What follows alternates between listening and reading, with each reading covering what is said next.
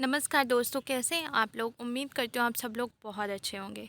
तो आज हम आपको 7वें वेतन आयोग के नियम के बारे में कुछ बहुत ही इम्पॉर्टेंट वीडियो लेकर आए हैं जो कि छुट्टी को लेकर है।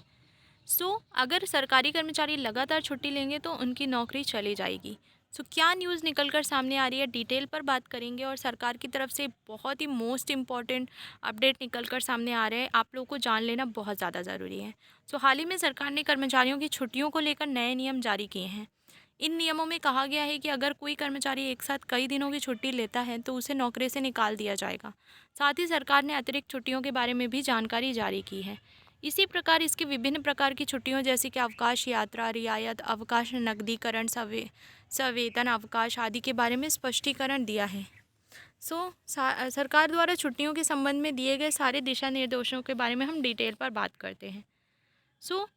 सरकार ने इन छुट्टियों को अपना रुख स्पष्ट किया। आमतौर पर सरकारी दफ्तरों में चक्कर लगाने और काम लंबित रहने के कारण समय की बर्बादी की शिकायतें आती रहती हैं।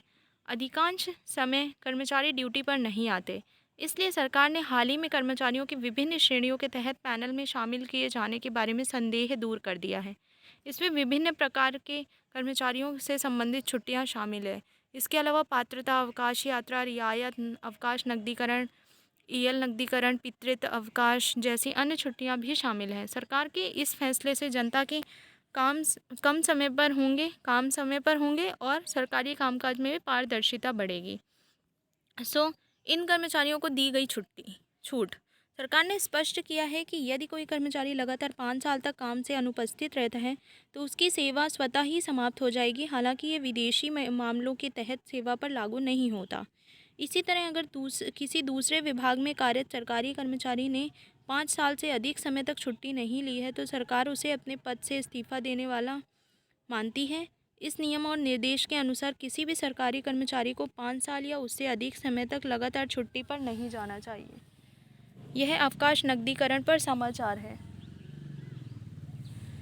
कई कर्मचारी ने मांग की थी कि उनकी छुट्टियों का भुगतान भी वेतन के साथ किया जाए। इसलिए सरकार ने यह स्पष्ट करते हुए यह प्रावधान किया है कि अगर कर्मचारी छुट्टी पर रहते हुए वेतन चाहते हैं तो उन्हें छुट्टियों को भुनाने के लिए आवश्यक मंजूरी लेनी होगी। कुछ मामलों में यह माना जाता है कि छुट्टियों का नकदीकरण प्रदान की गई अवधि से परे भी किया जा सकता है, लेकिन इस संबंध में भी नियमों का पालन किया जाना चाहिए। ये छुट्टियाँ महिला कर्मचारियों को दी जाती हैं।